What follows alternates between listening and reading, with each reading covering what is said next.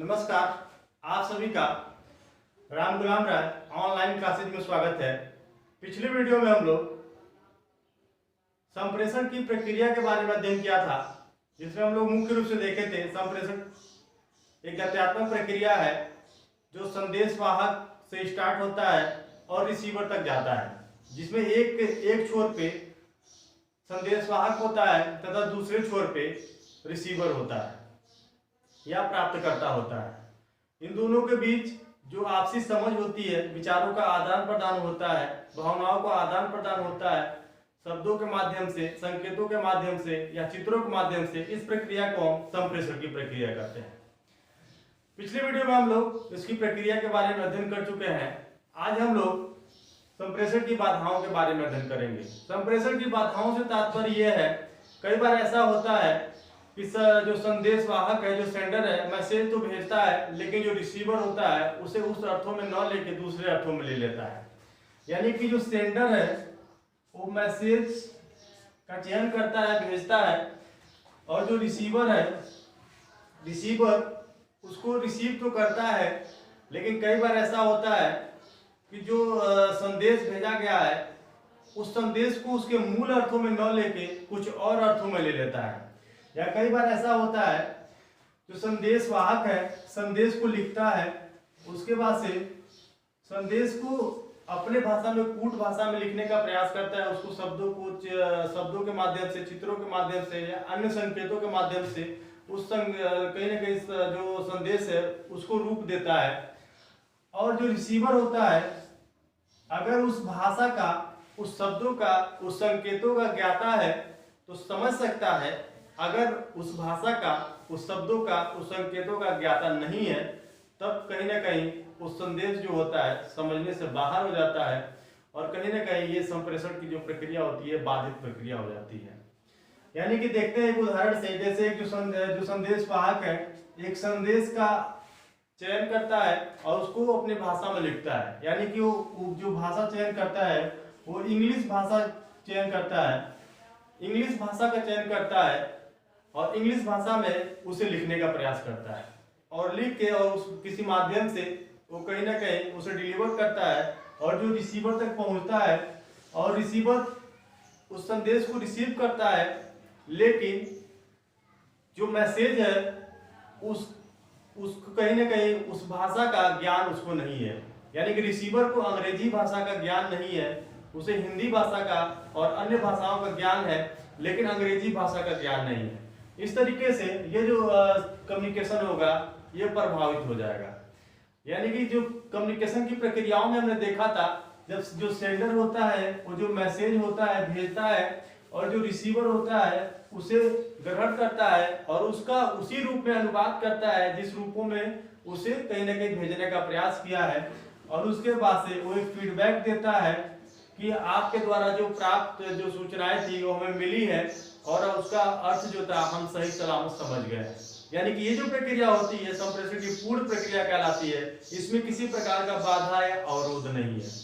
यानी कि बाधा या अवरोध से तात्पर्य जो संदेश वाहक और जो प्राप्तकर्ता होता है उसमें विभिन्न प्रकार के माध्यमों, भाषाओं या अन्य प्रकार की जो तकनीकी जो दिक्कतें होती हैं उसकी वजह से जो कहीं ना कहीं प्रभाव जो संप्रेषण को प्रभावित करता है उसे हम संप्रेषण की बाधाएं कहते हैं। आज हम लोग संप्रेषण की बाधाओं के बारे में अध्ययन करेंगे, जिसमें पहला है भौतिक बाधाएं, दूसरा है भाषा की बाधा, और अगला है मनोवैज्ञानिक बाधाएं, और अगला है पृष्ठभूमि की बाधाएं। एक एक करके हम लोग अध्ययन करेंगे। नियोजन से जो पहले हम लोग शिक्षक के परिप्रेक्ष्य में देखते हैं। जैसे एक शिक्षक होता है, कक्षा में जाने से पहले एक नियोजन कार्य करता है और उस नियोजन में ही, यानी कि जो पाठ योजना बनाता है वो पाठ योजना ही उसका नियोजन है। उस नियोजन कार्य में ही वो शिक्षण के उद्देश्यों को निहित करता है। यानी कि क्या पढ़ाना है, कैसे पढ़ाना है और क्यों पढ़ाना है, कहीं ना कहीं उसमें समावेश करता है और उस उद्देश्यों को ध्यान रखते हुए शिक्षण विधियों का चयन करता है और शिक्षण विधियों को कैसे कहीं ना कहीं सरल भाषा में कैसे किस तरीके से पढ़ाया जाए, ऐसे अन्य सहायक सामग्रियों का भी चयन करता है। यानी कि जो कुछ भी होता है एक शिक्षक कक्षा में जाने से पहले एक प्लानिंग करता है और कक्षा में जाने के बाद से उस प्लानिंग के आधार पे डिलीवर करने की कोशिश करता है। लेकिन कई बार ऐसा होता है, जो छात्र होता है, सभी छात्र एक समान नहीं होते हैं, तो सभी उस अर्थों को, उस सहायक सामग्रियों को नहीं समझ पाते हैं। इस तरीके से जो बच्चे नहीं समझ पाएंगे, कहीं ना कहीं उनके लिए जो संप्रेषण होगा वो बाधक होगा, और ये जो संप्रेषण होगा बाधक प्रक्रिया कहलाएगी। सबसे पहले हम लोग भौतिक बाधाओं के बारे में देखेंगे। भौतिक बाधाओं में शोर है, अदृश्यता है, वातावरण तथा भौतिक असुविधाओं की कमी है, खराब स्वास्थ्य है और ध्यान भंग होना है। एक एक करके देखते हैं। शोर से तात्पर्य यह है, एक शिक्षक जो क्लास ले रहा है, लेकिन दूसरे क्लास के बच्चे उसमें कहीं ना कहीं बहुत ज्यादा शोर कर रहे हैं, और जो शिक्षण कार्य जो होगा वो निश्चित तौर पे प्रभावी होगा, जो संप्रेषण होगा वो प्रभावशाली नहीं हो पाएगा। क्योंकि जो शिक्षक और जो छात्र के बीच विचारों के आदान प्रदान की प्रक्रिया है और जो फीडबैक की प्रक्रिया है, ये जब पूर्ण प्रक्रिया होती है तो संप्रेषण कहीं ना कहीं एक प्रभावशाली माना जाता है। लेकिन जो ये पूर्ण प्रक्रिया नहीं होगी तो ये बाधक प्रक्रिया में आ जाएगा। यानी कि अत्यधिक शोर का होना भी कहीं ना कहीं संप्रेषण को प्रभावित करता है। अगला है अदृश्यता। अदृश्यता से तात्पर्य है, यानी कि जिस कक्षा में एक शिक्षक द्वारा शिक्षण कार्य किया जा रहा है, उस कक्षा में कहीं ना कहीं जो बिजली है उसका अभाव या उजाले की अभाव, जो कुछ भी ब्लैक बोर्ड पे शिक्षक द्वारा लिखा जाएगा उसका अस्पष्ट दिखना, कहीं ना कहीं ये अदृश्यता की निशानी है। अगला है वातावरण तथा भौतिक असुविधाएं। वातावरण तथा भौतिक असुविधाओं से तात्पर्य यह है, कहीं ना कहीं जो विद्यालय होता है उसमें तमाम प्रकार की सुविधाएं होती हैं, और उन सुविधाओं के माध्यम से जो कहीं ना कहीं वो भी संप्रेषण को प्रभावशाली बनाने में मदद करते हैं। जैसे बहुत तेज गर्मी हो रही है, तो गर्मी होता है तो कहीं ना कहीं जो खिड़की होते हैं, जो पंखे होते हैं, वो कहीं ना कहीं हवा आने से जो कहीं गर्मियां जो होती रहती हैं उस गर्मी को कहीं ना कहीं ठंडक पहुंचाती है, और इस तरीके से जो हमारा ध्यान होता है वो बना रहता है, और जिस पाठ को हम पढ़ रहे हैं उसमें रुचि बना रहता है। लेकिन कई बार ऐसा होता है, कई संस्थान ऐसे होते हैं जिनमें इन सारी चीजों का अभाव होता है, यानी कि उचित जगह पे खिड़की का न होना और पंखे का न होना, ये तमाम प्रकार की जो चीजें हैं भौतिक असुविधाओं की, तो कहीं ना कहीं ये भी संप्रेषण को प्रभावित करने का कार्य करता है। अगला ध्यान भंग होना। ध्यान भंग होना भी संप्रेषण को प्रभावित करता है। जैसे शिक्षक के द्वारा पढ़ाए गए पाठ के दौरान एक जो छात्र है, अगर बीच में अगर उसका ध्यान कहीं ना कहीं इधर उधर होता रह रहा है, तो जो कम्युनिकेशन की जो एक प्रक्रिया है वो सुचारू रूप से नहीं हो पाएगी। यानी कि जो कम्युनिकेशन का उद्देश्य है, जो शिक्षण का उद्देश्य है, उस उद्देश्य की प्राप्ति नहीं हो पाएगी। इस नाते जो ध्यान भंगता है वो भी कहीं ना कहीं संप्रेषण को प्रभावित करता है। अगला है भाषा की बाधा। भाषा की बाधा से तात्पर्य है, यानी कि जिस भाषा में हम कहीं ना कहीं संप्रेषण स्थापित कर रहे हैं या अपने विचारों भावनाओं को प्रेषित करने का कार्य कर रहे हैं, सामने वाला भी उस भाषा का ज्ञान रखता हो, या जो कुछ भी हम शब्द प्रयुक्त कर रहे हैं उसके दो अर्थ न हो, और जो कुछ भी हम कहीं ना कहीं शब्द प्रयुक्त कर रहे हैं वो अनावश्यक रूप से शब्दों को हम न बढ़ा चढ़ा के प्रस्तुत करें, बल्कि जो कुछ भी उद्देश्य पूर्ण जो शब्द है उसी को हम प्रयुक्त करें। यानी कि जहाँ पे जिस शिक्षण बिंदु को समझाने के लिए जिस प्रकार के शब्द हैं उसी प्रकार के शब्दों का चयन करके और हमें प्रयुक्त करना चाहिए। बहुत ज्यादा बढ़ा चढ़ा के अलंकृत करके कई बार कहीं ना कहीं शब्दों को प्रस्तुत करना भी संप्रेषण का बाधक बन जाता है। गलत उच्चारण भी कहीं ना कहीं संप्रेषण को बाधित करता है। मनोवैज्ञानिक बाधाओं में हम देखेंगे पूर्वाग्रह। कई बार ऐसा होता है कि हम पहले ही एक परसेप्शन बना लेते हैं, पूर्वाग्रह बना लेते हैं कि जो दूसरा पर्सन है वो हमारे बारे में बहुत अच्छा नहीं राय रखता है, और कहीं ना कहीं वो हमसे कहीं ना कहीं दूसरे प्रकार का व्यवहार करता है।